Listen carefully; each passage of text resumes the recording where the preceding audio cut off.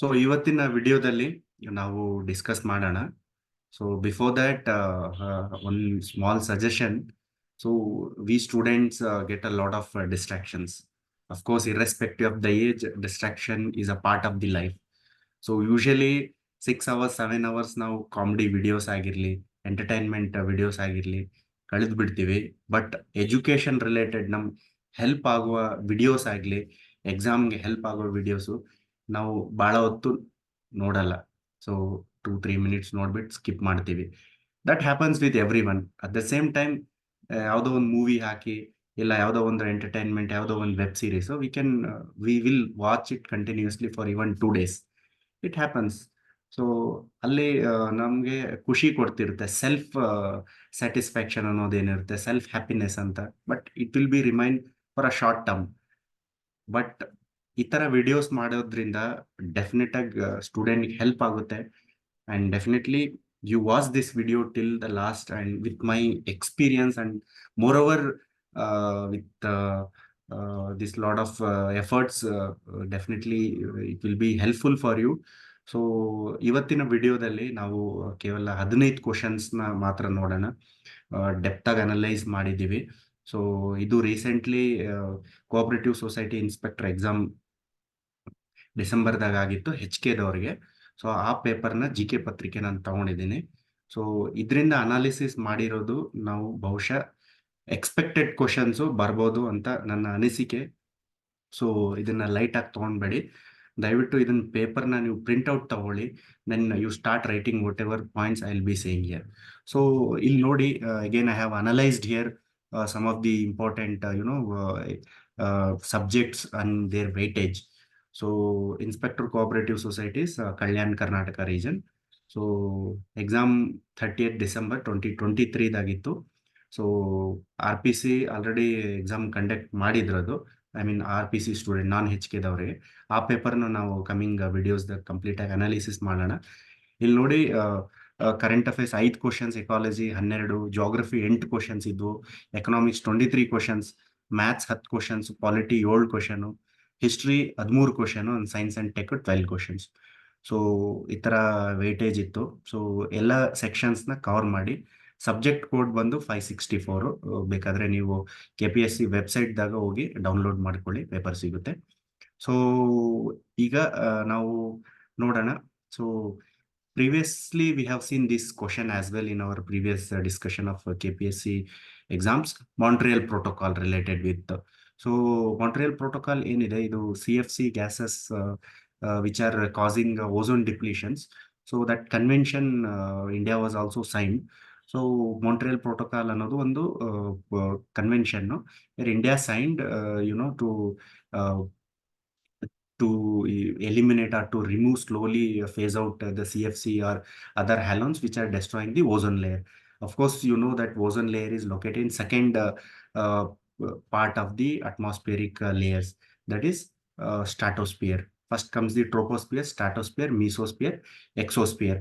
So that layers you should know, and many a time they might have asked. So again, one more important, Vienna Convention was the first convention which was brought in the year 1985.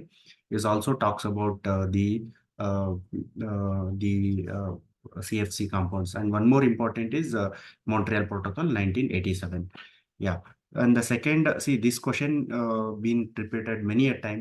So which of the following are main heads of the Niti Aayog? I will tell you one keywords to eliminate.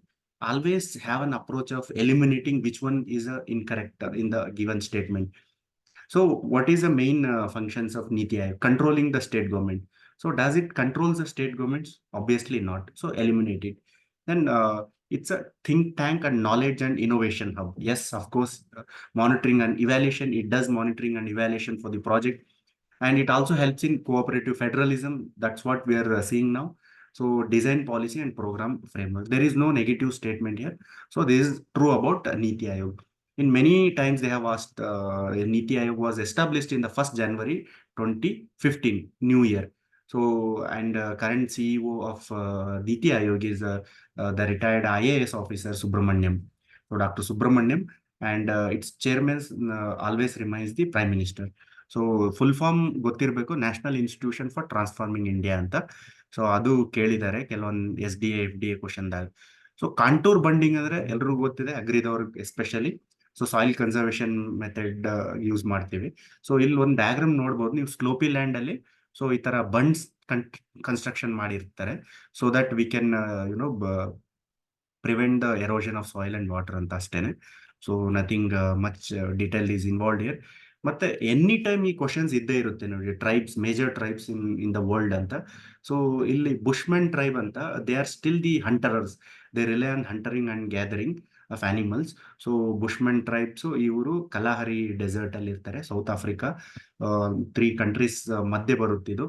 So ಅದು ನಾ ಇಲ್ಲಿ ಬರ್ದಿದ್ದೀನಿ ಬೇರೆ tribes, ಯಾವ್ಯಾವ important tribes ಅಂತ ನೋಡಿ. Kalahari desert may be next ಕೇಳ್ಬೋದು. 3 countries ಮಧ್ಯಕ್ಕೆ ಬರುತ್ತೆ, South Africa, Namibia and Botswana. It spreads in 3 countries.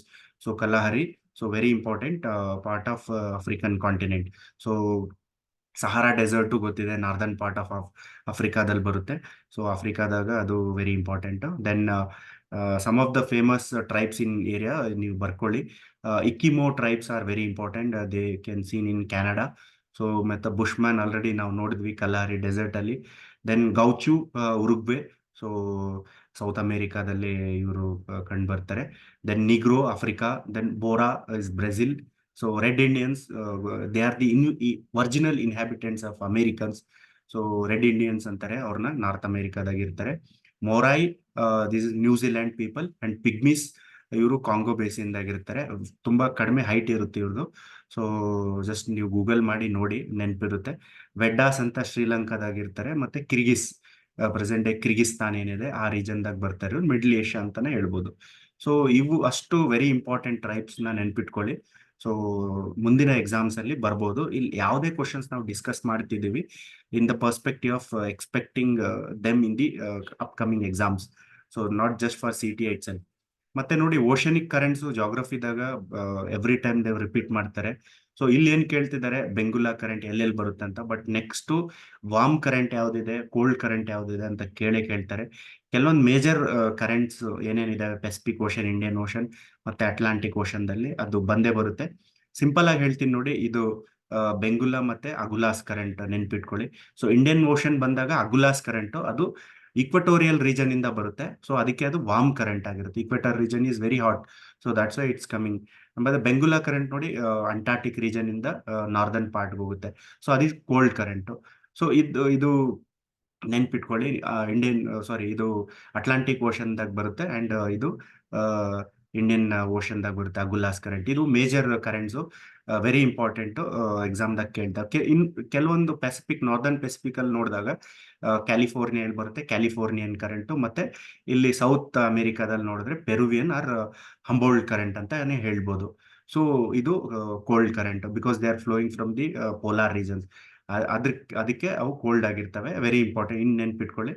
ಮತ್ತೆ ಇಲ್ಲೊಂದು ಗ್ರೀನ್ಲ್ಯಾಂಡ್ ಪಕ್ಕದಲ್ಲಿ ಲ್ಯಾಬ್ರಡಾರ್ ಕರೆಂಟ್ ಅಂತ ಇಲ್ಲಿದೆ. ಸೊ ಮತ್ತೆ ಇಲ್ಲಿ ಗ್ರೀನ್ಲ್ಯಾಂಡ್ ಕರೆಂಟ್ ಅಂತ ಬರುತ್ತೆ. ಇದು ಗಲ್ಫ್ ಸ್ಟ್ರೀಮ್ ಅಂತಾನೆ ಹೇಳ್ಬೋದು, ಆರ್ ಫ್ಲಾರಿಡಾ ಸ್ಟ್ರೀಮ್ ಅಂತ. ನಾನು ಇಲ್ಲಿ ಗ್ರೇಟ್ ಬ್ಯಾಂಕ್ ಅಂತ ಏನ್ ಬರ್ದಿದ್ದೀನಲ್ಲ, ಅದು ಫಿಶಿಂಗ್ ಝೋನ್ಸ್ ಅಂತ ಹೇಳ್ತೀವಿ. ಯಾಕಂದ್ರೆ ಈಗ ಕೋಲ್ಡ್ ವಾಟರ್ ಮತ್ತೆ ಹಾಟ್ ವಾಟರ್ ಮರ್ಜ್ ಆದಾಗ, so lot of sediment, lot of nutrient will come up. So ಅಲ್ಲಿ ಫಿಶ್ ಫೀಡ್ ಮಾಡಕ್ ಬರುತ್ತೆ. That's why these regions are rich in fish culture ಅಂತಾನೆ ಹೇಳ್ಬೋದು. So remember, great bank is located between one is Labrador and Labrador current, cold current, and the Gulf Stream ಅಥವಾ Florida current ಅಂತ. ಈ ಕಡೆ ನೀವೇನ್ ನೋಡ್ತಿದ್ರೆ ಇದು ಬಂದು ಕೆನರಿಯನ್ ಕರೆಂಟ್ ಅಂತ. ಸೊ ಅಲ್ಲಿ ಒಂದು ಫೇಮಸ್ ಕೆನರಿಯನ್ ಐಲ್ಯಾಂಡ್ ಇದೆ.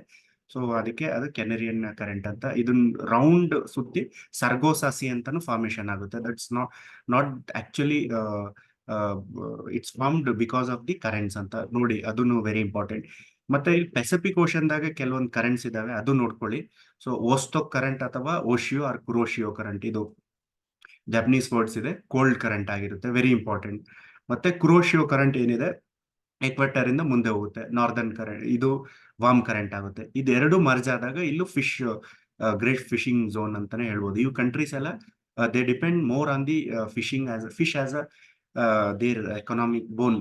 ಜೈಸಾ just like agriculture is a backbone of Indian economy, and the fishing sector will be the backbone of their economy ಅಂತಾನೆ ಹೇಳ್ಬೋದು.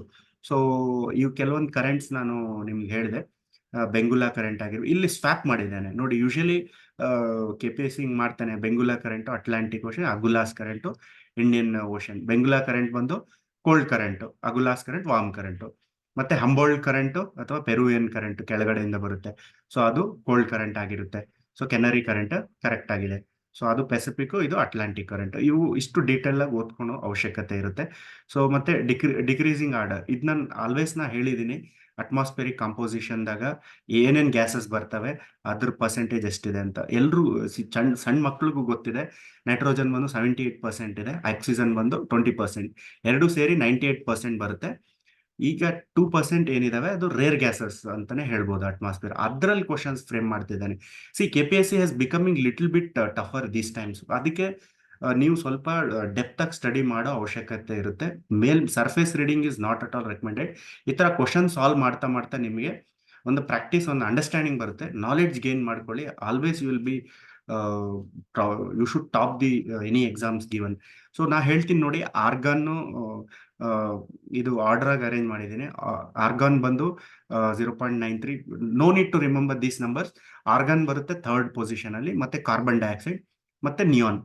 ಮತ್ತೆ ಇವೆಲ್ಲ ನೆನ್ಪಿಟ್ಕೊಳಕ್ ಹೋಗ್ಬೇಡಿ. ಹೀಲಿಯಂ ಮತ್ತೆ ಹೈಡ್ರೋಜನ್ ನೋಡಿ, usually hydrogen is very reactive, ಸುಮ್ಮನೆ ಇರಲ್ಲ ಅದು. ಹೈಡ್ರೋಜನ್ ಇದ್ರೆ ಅದು ಆಕ್ಸಿಜನ್ ಜೊತೆ ಸೇರಿ ವಾಟರ್ ವೇಪರ್ ಆಗ್ಬಿಡುತ್ತೆ ಅಲ್ವಾ. ಸೊ ಅದಕ್ಕೆ, ಸೊ ನಮ್ಮ ಅಟ್ಮಾಸ್ಫಿಯರ್ದಾಗ ಹೀಲಿಯಂ ಮತ್ತೆ ಹೈಡ್ರೋಜನ್ ಕಂಪ್ಯಾರಿಸನ್ ತಗೊಳ್ಳಿ. ಹೈಡ್ರೋಜನ್ ಏನಿದೆ 1/10 ಆಫ್ ಹೀಲಿಯಂ ಅಷ್ಟೇ. ಈಗ 10 ಭಾಗದಷ್ಟು ನಿಮಗೆ ಅಟ್ಮಾಸ್ಫಿಯರ್ ಅಲ್ಲಿ ತಗೊಂಡ್ರೆ ನೀವು 1/10 ಅಷ್ಟೇ. ಅದ್ರಲ್ಲಿ ನೀವು 9 ಪಾರ್ಟ್ ನಿಮ್ಗೆ ಹೀಲಿಯಂ ಸಿಕ್ಕಿದ್ರೆ 1 ಪಾರ್ಟ್ ಅದ್ರದ್ದು ಹೈಡ್ರೋಜನ್ ಸಿಗುತ್ತೆ. ಅಂದ್ರೆ ಹೈಡ್ರೋಜನ್ ತೀರಾ ಕಡಿಮೆ ಇದೆ. ಸೊ ಅಷ್ಟು ನಿಮ್ಗೆ ಈ ಕಾನ್ಸೆಪ್ಟ್ ಗೊತ್ತಿದ್ರು ನೀವಿಲ್ಲಿ ಹೈಡ್ರೋಜನ್ ಲಾಸ್ಟ್ ಅಂತ ಬಿಸಾಕ್ಬೋದು, ಎತ್ತಾಕ್ಬಿಡ್ಬೋದು. So decreasing order very simple. ಈ ತರ ನೆನ್ಪಿಟ್ಕೊಳ್ಳಿ. ರಟ್ಟ ಹೊಡೆಯೋದು ಏನ್ ಅವಶ್ಯಕತೆ ಇಲ್ಲ ಇಲ್ಲಿ.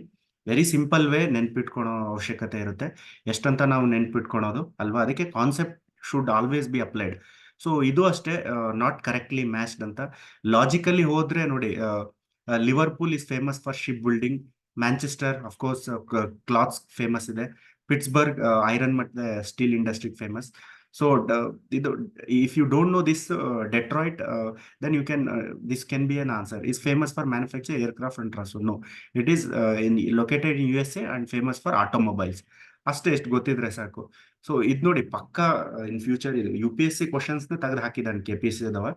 ಸೊ ಮುಂದೆ ಇವು ಏನ್ ಆಪ್ಷನ್ಸ್ ಕೊಟ್ಟಿದ್ದಾನಲ್ಲ, ಇದ್ರಾಗ ಕ್ವಶನ್ಸ್ ತೆಗೆದು ಅವ್ನು ಕೇಳ್ತಾನೆ. So I am dam sure, because almost ಒಂದು 10 years ಕ್ವಶನ್ಸ್ ಅನಲೈಸ್ ಮಾಡಿ ನೋಡಿದಾಗ ನನ್ ಮಾಂಟ್ರಿಯಲ್ ಪ್ರೋಟೋಕಾಲ್ ಆಗಿರ್ಬೋದು, ಕೆಲವೊಮ್ಮೆ ಡೈರೆಕ್ಟ್ ಕ್ವಶನ್ಸ್ ರಿಪೀಟ್ ಮಾಡ್ತಾನೆ, ಕೆಲವೊಂದು ಆಪ್ಷನ್ಸ್ ತೆಗೆದು ಕ್ವಶನ್ಸ್ ಫ್ರೇಮ್ ಮಾಡ್ತಾನೆ. ಅದನ್ನ ನೆನ್ಪಿಟ್ಕೊಳ್ಳಿ.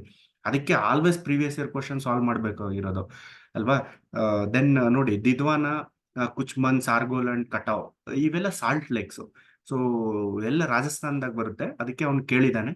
ಮತ್ತೆ ನೆಕ್ಸ್ಟ್ ಗ್ಲೇಷಿಯರ್ ಲೇಕ್ಸ್ ಕೇಳ್ಬೋದು. ಸೊ ಅಷ್ಟು ನೆನ್ಪಿಟ್ಕೊಳ್ಳಿ. ಲೋನಾರ್ ಲೇಕ್ ಅನ್ನೋದು ನೆನ್ಪಿಟ್ಕೊಳ್ಳಿ. ಲೋನಾರ್ ಲೇಕ್ ಇನ್ ಸಿಕ್ಕಿಂ ಅದೇ, ಅದು glacier lake, India's largest lake. Lunar lake ಅನ್ನೋದು LUNAR ಲೂನಾರ್ ಲೇಕ್, ಅದು ಮಹಾರಾಷ್ಟ್ರದಾಗ ಬರುತ್ತೆ.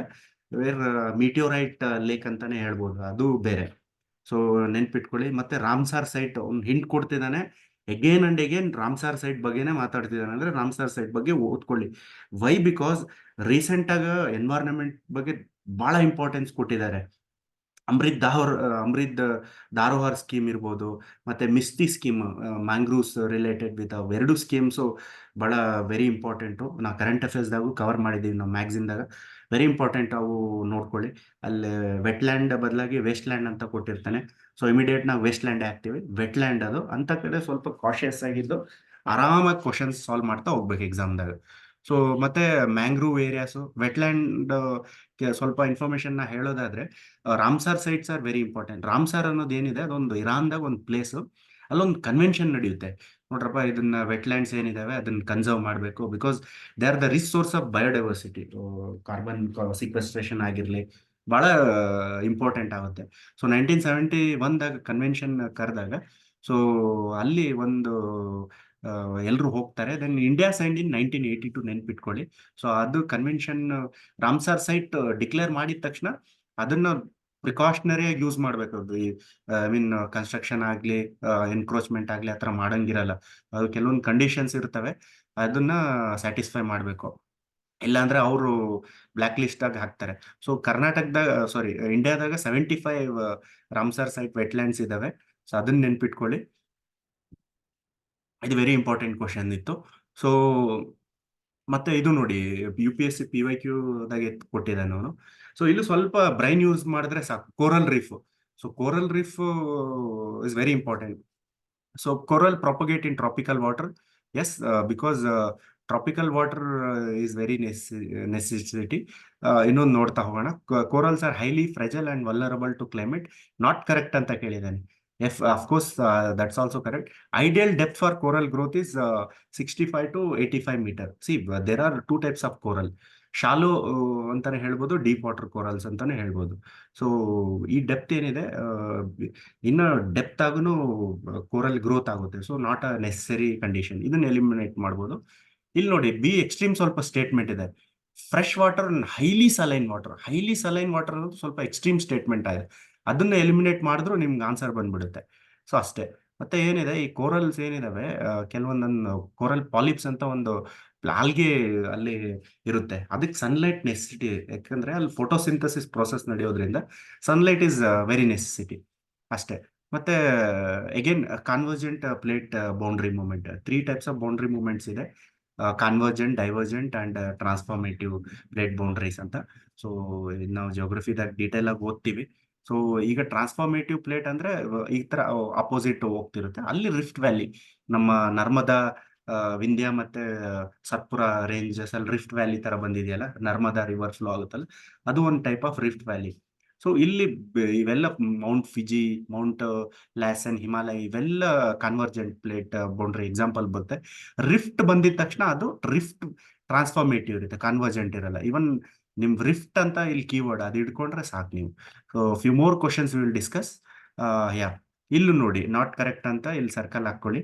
ಸೊ ಇಲ್ಲಿ ಏನ್ ಕೇಳ್ತೇನೆ, ನೋಡಕ್ ಕಷ್ಟ ಇದೆ ಕ್ವಶನ್, ಇದು ಟಫ್ ಇದೆ, but is very easy. Silent valley ಎಲ್ರಿಗೂ ಗೊತ್ತೆ, ಕೇರಳದಲ್ಲಿದೆ, ನ್ಯಾಷನಲ್ ಪಾರ್ಕ್ ಅಂತ. ಅಷ್ಟು ಗೊತ್ತಿದ್ರೆ ಸಾಕು.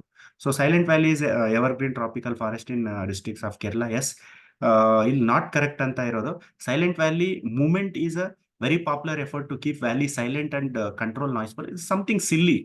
So Y will valley will be kept silent and control from noise pollution? ಈ ತರ ಏನ್ ನೆಸೆಸಿಟಿ ಇರಲ್ಲ. ಸೊ ಬೇರೆ view not needed for the upcoming exam. Just ನೆನ್ಪಿಟ್ಕೊಳ್ಳಿ.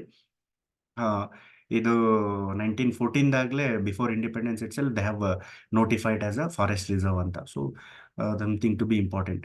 ಇದು ವೆರಿ ವೆರಿ ಇಂಪಾರ್ಟೆಂಟ್ ಕ್ವಶನ್ಸ್. ಸುಮಾರು ಎಕ್ಸಾಮ್ಸ್ ಅಲ್ಲಿ FD SDA ದಾಗೆಲ್ಲ ರಿಪೀಟ್ ಆಗಿದೆ. ನಾ ಇದು ಪಕ್ಕ ಡೀಟೇಲ್ಡ್ ಆಗಿ ಹೇಳ್ತೀನಿ ನಿಮ್ಗೆ. ಸೊ ದಯವಿಟ್ಟು ಇದನ್ನ ಡಯಾಗ್ರಾಮ್ ತರ ನೀವು ಬರ್ಕೊಂಡ್ರೆ ನಿಮ್ಗೆ ಯೂಸ್ ಆಗುತ್ತೆ. ಸೊ 10 ಡಿಗ್ರಿ ಚಾನಲ್ ಆಗಿರ್ಬೋದು, ಡಂಕನ್ ಪ್ಯಾಸೇಜ್ ಆಗಿರ್ಬೋದು, ಮತ್ತೆ 8 ಡಿಗ್ರಿ ಚಾನಲ್ ಆಗಿರ್ಬೋದು, ಇವೆಲ್ಲ ಕೇಳ್ತಾನೆ. ಇದು ಎಲ್ರಿಗೂ ಗೊತ್ತೆ, ಅಂಡಮಾನ್ ನಿಕೋಬಾರ್ ಅರೇಬಿಯನ್ ಸಮುದ್ರದಲ್ಲಿ ಇದೆ ಅಂತ. ಇದನ್ನು ಗ್ರೇಟ್ ಅಂಡಮಾನ್ ಅಂತ ಹೇಳ್ತೀವಿ, ನಾರ್ದರ್ನ್ ಪಾರ್ಟ್. ಇದನ್ನ ಲಿಟಲ್ ಅಂಡಮಾನ್ ಅಂತ ನಾ ಕ್ಯಾಟಗರೈಸ್ ಮಾಡಿದ್ವಿ. ಇದು ನಿಕೋಬಾರ್. ಈಗ ಇಲ್ಲಿ ಬಂದಾಗ ನಾವು 10 ಡಿಗ್ರಿ ಚಾನಲ್ ಏನಿದೆ ಅದು ಅಂಡಮಾನ್ ಮತ್ತೆ ನಿಕೋಬಾರ್ನ ಕ್ಯಾಟಗರೈಸ್ ಮಾಡುತ್ತೆ. ಓಕೆ, ಸೊ ಇದನ್ನ ನೆನ್ಪಿಟ್ಕೊಳ್ಳಿ, ಅಂಡಮಾನ್ ಮತ್ತೆ ನಿಕೋಬಾರ್ನ. ಡಂಕನ್ ಪ್ಯಾಸೇಜ್ ಬಂದಾಗ ಇದು ಗ್ರೇಟ್ ಅಂಡಮಾನ್ ಮತ್ತೆ ಲಿಟಲ್ ಅಂಡಮಾನ್ ಏನಿದೆ ಅದನ್ನ ಡಿವೈಡ್ ಮಾಡುತ್ತೆ. ಗ್ರೇಟ್ ಅಂಡಮಾನ್ ಮತ್ತೆ ಲಿಟಲ್ ಅಂಡಮಾನ್ನ ಸೊ ಡಂಕನ್ ಪ್ಯಾಸೇಜ್ ಅನ್ನೋದು ಡಿವೈಡ್ ಮಾಡುತ್ತೆ. ಸೊ ಇದು ಲಿಟಲ್ ಅಂಡಮಾನ್ ಮತ್ತೆ ನಿಕೋಬಾರ್ನ 10 ಡಿಗ್ರಿ ಚಾನಲ್ ಡಿವೈಡ್ ಮಾಡುತ್ತೆ. ಅದನ್ನ ನೆನ್ಪಿಟ್ಕೊಳ್ಳಿ. So little Andaman and the great Nicobar, the southern island divides these channels. And one more important is 8 degree channel ನೆನ್ಪಿಟ್ಕೊಳ್ಳಿ. ಅದು ಮಾಲ್ಡೀವ್ಸ್ ಮತ್ತೆ ಲಕ್ಷದ್ವೀಪ್ನ ಡಿವೈಡ್ ಮಾಡುತ್ತೆ. 9 ಡಿಗ್ರಿ ಅವಶ್ಯಕತೆ ಇಲ್ಲ. If you want to remember, you can remember the mainland of this Lakshadweep archipelago and the Minicoy. So ಇದನ್ನ ಎರಡನ್ನ divide ಮಾಡುತ್ತೆ. So ಅವು ವೆರಿ ಇಂಪಾರ್ಟೆಂಟ್. ಸೊ ನೆನ್ಪಿಟ್ಕೊಳ್ಳಿ, ಲಕ್ಷದ್ವೀಪ್ ಬಂದಾಗ ದೇರ್ ಆರ್ 36 ಮೇಜರ್ ಐಲ್ಯಾಂಡ್ಸ್ ಅಲ್ಲಿದ್ದಾವೆ. ಸೊ ಮುಂದೆ ನೋಡೋಣ ನಾವು ಕ್ವಶನ್ಸು ಬರ್ತಾ ಇಂಥವೇ ಇಂಪಾರ್ಟೆಂಟ್ ಕ್ವಶನ್ಸ್ ನಾವು ಡಿಸ್ಕಸ್ ಮಾಡ್ತಾ ಇರೋಣ. So yeah, one more important aspect is 10 degree channel ಆಯಿತು. ಮತ್ತೆ ಇವೆಲ್ಲ important, 8 degree channel, 9 degree channel, Duncan passage ಎಲ್ಲ ನಾವು ಈಗ ನೋಡಿದ್ವಿ. ನೆನ್ಪಿಟ್ಕೊಳ್ಳಿ ಡಯಾಗ್ರಾಮ್ನ. ಮತ್ತೆ 7 ಕಲ್ಚರಲ್ ಝೋನ್ಸ್ ಅಂತ ಇದಾವೆ, ಕ್ಯಾಟಗರೈಸ್ ಮಾಡಿದ್ದಾರೆ to promote and preserve cultural heritage of various regions of India ಅಂತ. ಸೊ ಇವೆಲ್ಲ ಪಟಿಯಾಲ, ಉದಯ್ಪುರ್, ನಾಗ್ಪುರ್, ಪ್ರಯಾಗ್ರಾಜ್, ಕ್ಯಾಲ್ಕಟಾ, ದಿಮಾಪುರ್ ಅಂಡ್ ತಂಜಾವೂರ್ ಅಂತ. Not important, but just if you want to remember you can remember them. So then last 2 questions ಇದಾವೆ. Granite and granitic rocks are covered dash percentage ಅಂತ. Logical ಆಗಿ use ಮಾಡ್ಬೋದು. Deccan plateau ಏನಿದೆ igneous rock ಅಲ್ಲಿ ಬರುತ್ತೆ. So almost it covers the 50% of the soil ಅಂತಾನೆ ಹೇಳ್ಬೋದು. So 48 was close. Highest 75 ಬರಕ್ ಚಾನ್ಸ್ ಇಲ್ಲ, ಅಷ್ಟು ಜಾಸ್ತಿ ಇಲ್ಲ. ಸೊ ಇಗ್ನೇಷಿಯಸ್ ಆಗ 2 ಟೈಪ್ಸ್ ಆಫ್ ರಾಕ್ಸ್ ಬರ್ತವೆ. Intrusive rocks that is formed outside of the lava, basalt ಆಗಿರ್ಬೋದು.